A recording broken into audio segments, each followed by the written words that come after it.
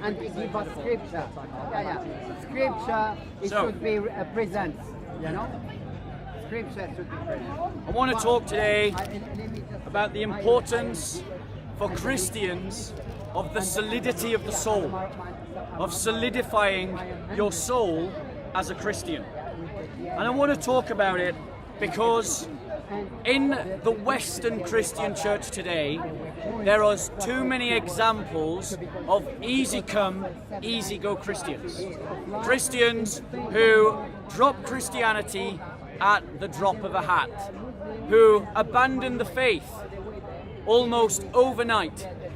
And I think it is because, as Christians, we are not cultivating the solidity of the soul. Now, what do I mean by solidity of the soul?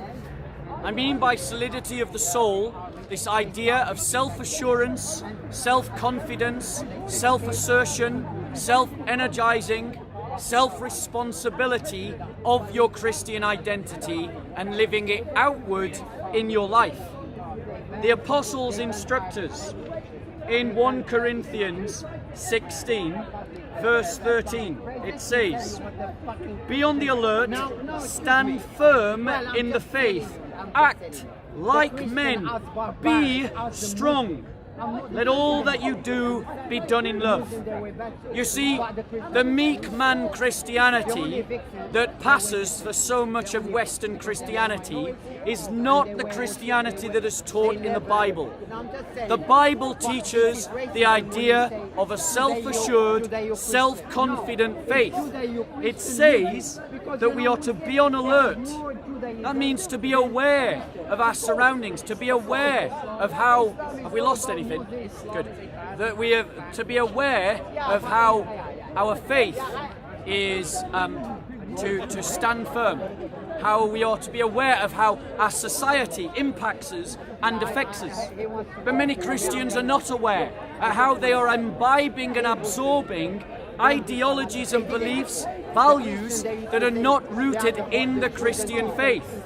The scriptures say to be alert. It also says to stand firm in the faith. Well, stand firm against what? Against opposition, against those that would oppress us, against those that would stand against us, against those who would seek to make us non-Christian in our values, non-Christian in our beliefs, like those who demand that we accept political ideologies that are not compatible with Christian values, like multiculturalism, or those that demand that we accept belief systems that are not compatible with a Christian worldview, like relativism. We Christians must reject all of these things and stand firm in the faith. We must act like men. What does it mean to act like a man? It means to shoulder responsibility without wavering. It means to bear your load. It means to stand upright, chest out, chin up, walk forward. Not to shrink, not to shrivel, not to cower.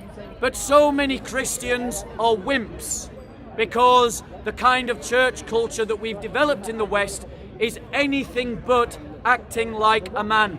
It's acting like a boy, like a child, a snowflake Christianity that melts under the slightest consideration of heat. In 1 Timothy verses 18 to 19, it reads, "This command I entrust to you, Timothy, my son, in accordance with the prophecies previously made concerning you, that by them you fight the good fight, keeping faith and good conscience, which some have rejected and suffered shipwreck in regard to their faith." We are called as Christians to fight the good fight. That means that you stand up for Christian values. When Christianity says that abortion is wrong and the world says that abortion is right, then we Christians take on the motto Athanasius contra mundum, Athanasius against the world, Ecclesiam contra mundum, the church against the world. We Christians are called to fight valiantly under the banner of Christ against sin, the world and the devil. And that means that when the state says to us that it has redefined marriage, we say, you have only redefined marriage for you, not for us. We reject your redefinition. The sacrament stands as given by God that marriage is between a man and a woman. When the state says that your gender can change, that a man can be a woman and a woman can be a man, we say that that is what you believe. That is not what we believe. And if you accuse us of a hate crime, then so be it. Being a martyr is a part of what it means to be a Christian. We are called to fight the good fight of faith. It says, keeping the faith with a good conscience. That means you keep it. You instill it within yourselves. You live it out in the choices that you make, in the values that you choose to live by, even if that means you suffer. Doing things in good conscience means that if you are convicted in your conscience that you cannot go along with a state and its teaching, or with an ideology and its beliefs, as no Christian can when it comes to liberal progressive thought, communist thought, nationalistic thought, Nazism, fascism, or Islam, or Hinduism, or Buddhism, it means that we stand against these ideologies, that we fight the good fight. Fighting the good fight means that you use your intelligence and your wit. You don't just charge into the crowd like a brawler. You use strategy, you use tactics, you outwit your opponent. That's how you win fights. You don't win fights by just standing there and letting them pound you from all sides. But you do it in good conscience, because as your faith solidifies, as your identity as a Christian grows, you will find that it impacts what your conscience tells you you can and cannot do. And so you must be in good conscience, because God, one of the things that God will judge you for is how you kept a good conscience, how you kept the conscience that He gave you, which some have rejected and suffered shipwreck in regard to their faith.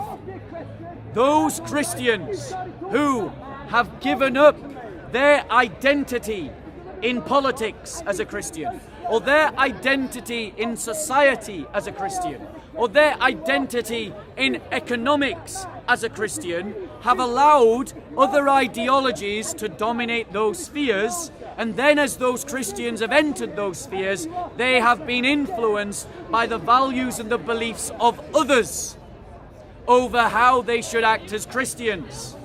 And so Christians who increasingly build into their souls untruths, lies about the Christian faith, ultimately end up being shipwrecked, because they reach a point where Christianity no longer makes sense to them. And so they give up the faith, because now it doesn't make sense to be a Christian according to how they live. And it is because they have not Christianized their lives. In Hebrews 3:1-6 we read, "Therefore, my holy brethren, partakers of a heavenly calling, consider Jesus, the apostle and high priest of our confession. He was faithful to him who appointed him, as Moses was also in his house. For he has been counted worthy of more glory than Moses, by just so much as the builder of the house has more honor than the house. For every house is built by someone, but the builder of all things is God. Now Moses was faithful in all his house as a servant for a testimony of those things which were to be spoken later. But Christ was faithful as a son over his house, whose house we are, if we hold fast our confidence and boast of our hope, firm until the end." What we mean as Christians when we say the solidity of the soul is that the soul is a garden, the soul is a house, it is a work of art, it is not an accident. You have to cultivate the soul, you have to bejewel the soul, you have to weed the soul, you have to lay good foundations for the soul. You must develop your soul as a Christian. And that means that as a Christian, you build yourself on the values of the Christian faith, the doctrines of the Christian faith, You root yourself in the history of the Christian faith. You allow the traditions and the customs of the Christian faith to infuse the way you live daily. Now, we as Christians are called to have, bear with me. We are called to have, we are called to have, 1 to 6. We are called to have, there we go. But if a man, no, that's why I'm on the wrong page. Sorry, let me just go back to it. Hebrews 3, 1 to 6. Let's just go back there. Just a quick question, JC. Yeah. When you were away from the camera, did we lose anything? Nothing. Okay, brilliant. Hebrews 3, 1 to 6. We are called to hold fast our confidence and boast of our hope. Christians in the West have become bashful and shy of their identity as Christians. We have become ashamed of our own culture, ashamed of our own history, ashamed of our own faith, ashamed of our own doctrines.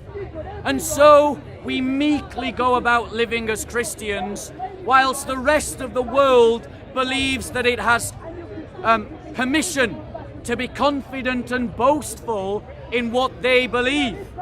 But as Christians, we are instructed by the apostles to boast of our hope. We're commanded to boast of our hope.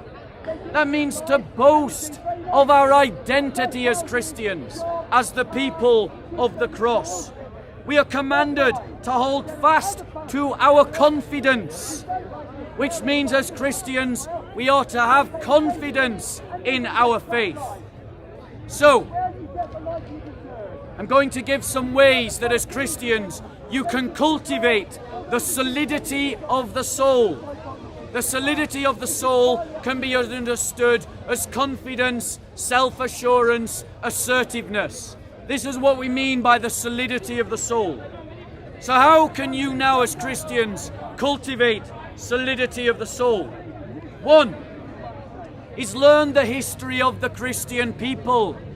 We are a people that have traversed 2,000 years of human history, and we have been implanted in every nationality, in every ethnicity of the world.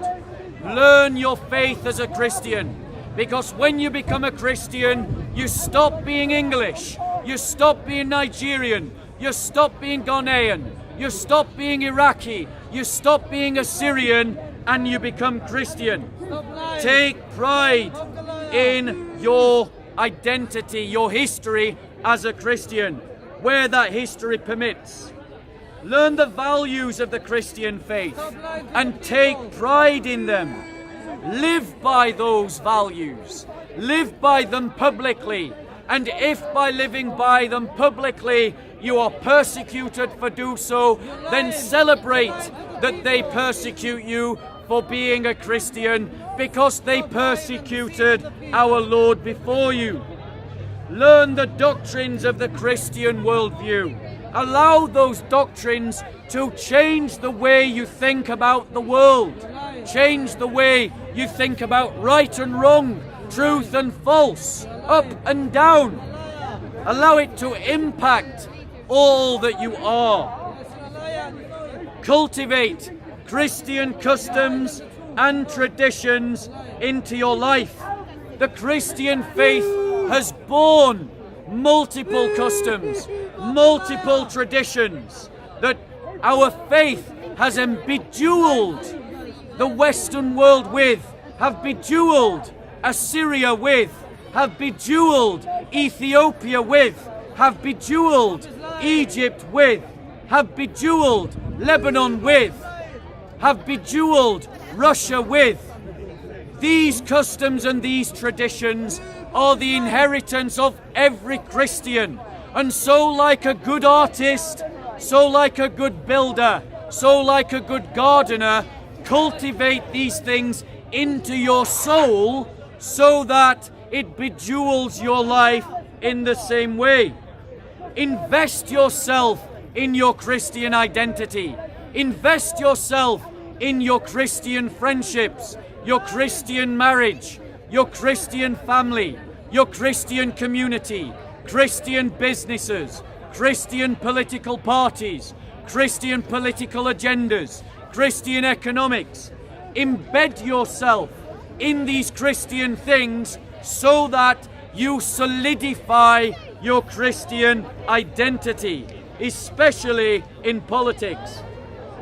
Find ways personally to cultivate the sentiments of the solidity of the soul through how it determines your pride, your identity. Resolve within yourself by choice to affirm your Christian identity whenever that Christian identity is challenged. Remember always to have solidity and solidarity with persecuted Christians. Nothing will make you more resolved to stand as a Christian if you keep before yourself in memory the blood of the martyrs in Nigeria, the blood of the martyrs in Egypt, the blood of the martyrs in Ethiopia, the blood of the martyrs in Iraq, the blood of the martyrs in Syria, the blood of the martyrs in Pakistan, the blood of the martyrs in Korea, the blood of the martyrs in Burma, the blood of the martyrs in China. They demand a response upon the soul of every Christian around the world, and nothing will make you more determined to stand as a Christian if you remember the blood of the martyrs and the cause of the confessors. Read often the lives of Christian champions of old, the Agios, the holies, the saints, those who went before us in that great pilgrimage of faith towards our heavenly home. Remember what they went through, the challenges that they faced, the cost that it cost them to be a Christian in the face of opposition, and seek to emulate them in your own walk as a Christian.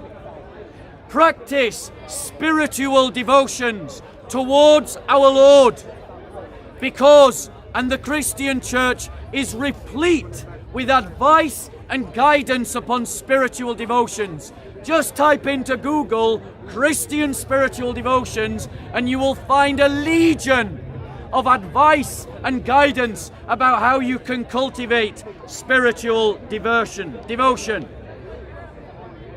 Finally, and then I'm going to open up to questions.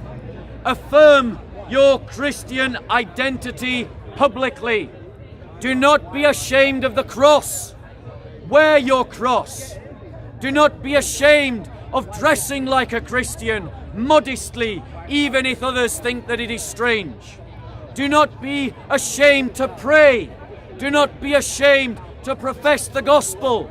Affirm your faith publicly, whatever the cost. So, those are ways that you can cultivate the solidity of the soul as you are instructed to by apostolic teaching. Any questions? So, the Christian church has not been a sodality since the time of the Great Schism in about 1261.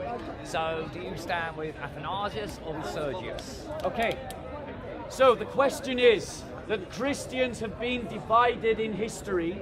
So who do I stand with? Athanasius or someone else? Sergius. The answer is I stand with Athanasius because Athanasius stood against Arianism. And Arianism is a heresy condemned by the church in 325 by the collective will of the bishops of the church. Okay, fair enough. Thank you. Christian identity is not rooted in the institutions of the Christian community. It is rooted in a system of beliefs and values and the shared heritage and history of those people who uphold those values and those beliefs. Any other questions? Yes. Yeah. Do you believe that Christians in this country are being persecuted at the minute under coronavirus legislation?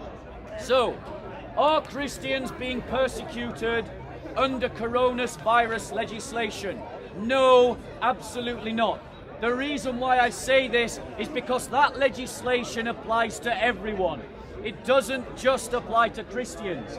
If it only applied to Christians, then we could say that it was discrimination or persecution. However, Muslims have to follow the same legislation. Jews have to follow the same legislation. The Humanist Society has to follow the same legislation.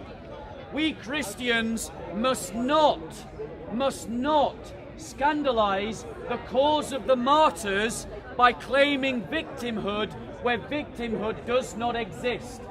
If we claim that we are being persecuted falsely in this country, we make a mockery of Christians who are dying for their faith by the thousands in Nigeria, or dying for their faith by the thousands in Sudan, or in Ethiopia, or in Pakistan, or in Iraq, or in Syria.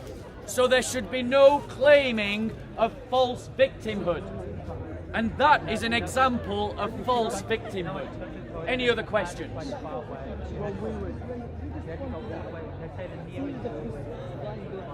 I can't hear you, bro. You got a mask on and then another mask on. What about the other people that have been killed by Christians in all those places? So, the brother is saying, what about the people that are being killed by Christians in all those other places? What example would he like to talk about? Iraq? Let me give some examples. Go on, give me an example. The genocide that happened in Australia, eradication of an entire people. Yes. Only a handful now are left. The eradication of the South American Indians, eradication within one generation of 90% of the population, eradication that happened in Africa, eradication that happened in all those places, and colonization of those places. That's supported under the Bible.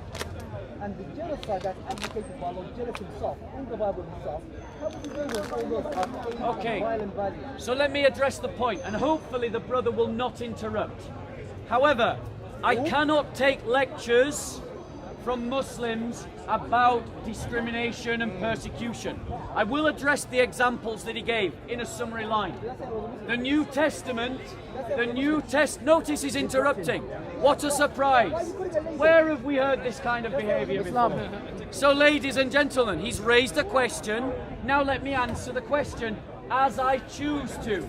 So, ladies and gentlemen, Islam has within its teachings and the example of its prophet genocide. When the Banu Quraysh, a Jewish tribe, were conquered by Muhammad, Muhammad oversaw the mass murder of over 900 Jewish men. That is the best example that Muslims have, and they say that that is their example today. Thank you very much, Bob. By comparison, Christians follow the example of our Lord Jesus Christ, and I would like to see, where does Jesus Christ command a Christian to carry out a genocide? Thank you very much. Now, he's right to point out the colonial period did lead to mass death. In Latin America, because of viruses and germs that we carried with us. In Australia, because of a combination of viruses and germs, and also wars that we exacted upon the Aborigines. Christians' hands are not bloodless. We have done wrong, but we Christians are able to say that we did wrong. But what about when the Muslims ethnically cleansed the Christians of South Sudan, like they did within our lifetimes? What about when Muslims are slaughtering Nigerian Christians right now as we are all talking? We Christians have changed our ways. The Muslims for 1400 years have continued to butcher and murder like ISIS did in Iraq and Syria, in a direct copy of what the Ottoman Empire did, and what the Abbasids did, and what the Umayyads did. 1400 years of murder, rape and pillage. And who is the example that all of these Muslims appeal to justify their actions? Muhammad. So I don't need any lectures from that. Thank you. That's true. Any other questions? You've asked a question, let someone else ask. Let someone else ask a question. Just, yes, go on. I question is, so is not every movement affected by other forces and powers, such as economics and stuff like that? I don't know if I'm right. I heard you say that Christians have stopped slaughtering and the Muslims haven't. I think it's just a moment in time where it looks like that. I think the Christians could start any minute and the Muslims could stop any minute. It's something much deeper than that. You can't say one side's okay and the other one isn't. Why not? Let me address that point. So don't feed the trolls. If you feed the troll, they just feel entitled. I'm opening up to questions. I've took a question for the lady. This brother needs to learn better manners than Muhammad. So, better manners than Muhammad. The lady asked, are not all ideologies, and just, I want to make sure I capture your question properly. Yeah. The lady asked, They killed another priest in Italy, you idiot. Brother, he's right. But the liberals don't talk about that. They don't talk about Christophobia. Only Islamophobia. Where's the lectures about the desecrations of our churches going off in France right now? Where's the lectures of the desecration of churches going off in America right now? Where's the lectures about the desecration of churches going off in Italy right now? Where's the lectures about the murder of Christian priests in Italy and France? Did we hear lectures about Christophobia from our politicians? Not one. Not one. Why? Because the liberal do-gooder virtue signalling hypocrites are only able to see one kind of prejudice, and it's filtered through ethnicity. So that means because Islam is a mainly ethnic religion, we can't talk about the prejudices emanating from within the Islamic community. But we can talk about Islamophobia, because Islamophobia is mainly perpetrated by white nationalists. So that's the problem that we have, and we Christians, brother, stop feeding the trolls, please. Brothers and sisters, focus on me, please. We Christians need to be better at calling out the hypocrisy of liberals and forcibly challenging them in the media, on Question Time, in political hustings, to call out Christophobia and not ignore it. But they do. But now coming back to the lady's question, that's why you shouldn't jump in. Coming back to the lady's question. The question is, are not all ideologies affected by economic societies, by economic and social influences? Have I captured your question correctly? So I've captured the question correctly. The lady is right. Every ideology is affected by socio-economic truths. I'm raising my voice because of the lady behind. So, that is a truth established by Karl Marx. He made a right observation about how economies impact societies. But let me tell you a truth that we Christians have learned over 1400 years. When anti-Christian ideologies like communism, Nazism and Islam dominate the political, the sociological and the economic moribounds and norms of society, Christians are persecuted. We Christians have suffered 100 years of persecution at the hands of the communists.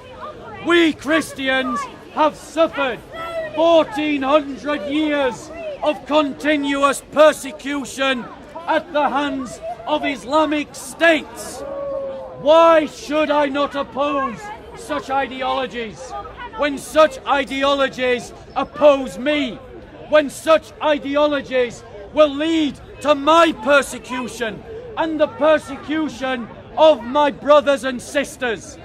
It is not a crime to stand up against a tyrannical ideology. We're all okay to stand up against Nazism. and we should. We're all okay to stand up to communism, and we should.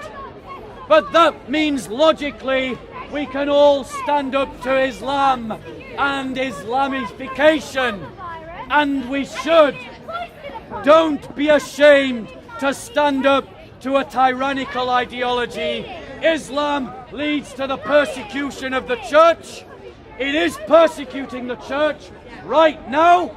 It has persecuted the church for 1400 years, and it is time that we Christians get a spine, grow some balls, and stand up for our Christian faith.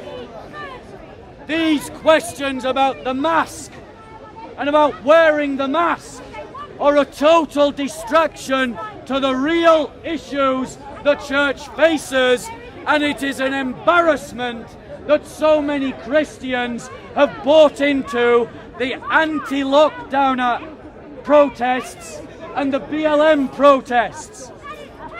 If you're a Christian and you can protest against these things, then why can you not protest against the mass murder of Christians in Nigeria, the bombings of churches in Pakistan, the legal discrimination against Christians in Malaysia, against the Christian discrimination in Indonesia, against the fact that in Saudi Arabia you can't even legally be a citizen and a Christian at the same time? Where is your consistency, O Church? Any other questions? Okay. Are there any other questions, or are we all done?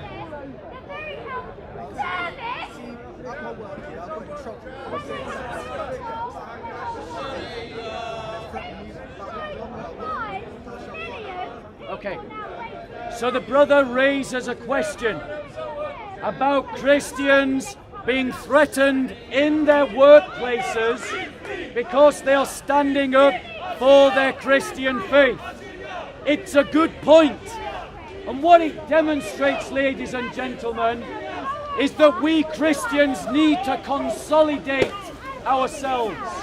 We need to consolidate our community so that we have geographical and political space where we can control our own economic fate, where we establish Christian businesses where brothers like this can speak the truth and not be in fear that their employers will discriminate against them.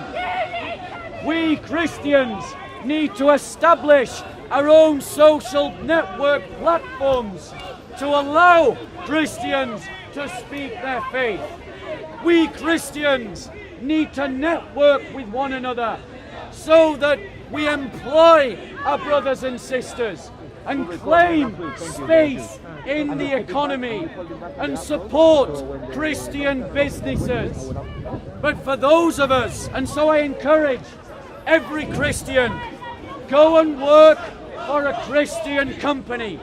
Go and work for a company owned by Christians.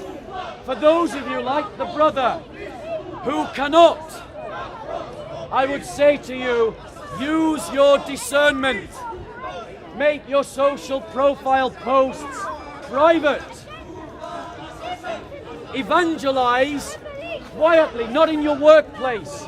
Just go to work, do your job, make friends, and outside of the workplace, on a day you were never working, meet for those non-Christian friends for a coffee and evangelize them there. We Christians are called to be wise as serpents, but right now, too many of our brothers and sisters who are willing to stand up for the faith do so without cunning, without strategy, without wisdom, without prudence. It is not against the Christian faith to strategize or to use tactics. So start to use them and start to take over businesses so that when you're in a position to do so and you have the choice to employ two people who are equally skilled to do the job, but you know one of them is a Christian, employ the Christian. Because I promise you, that is exactly what the liberal progressives are doing. They're doing it in the state, they're doing it in business, and they're even doing it in the Church of England. Boo! Any other questions? Well, before you answer, let me, no, let me change the battery. Just changing the battery. Do you want to? Okay, questions. Finally, are there any other questions before I finish? In that case, brothers and sisters, all of you who by your heritage and your culture have Christianity at your roots, I encourage you to embrace it again with the confidence that was spoken of by the apostles, to interweave that spirituality in your life and to once again stand firm as Christians. Ecclesiam contra mundum, the church against the world. Praise the Lord. Amen.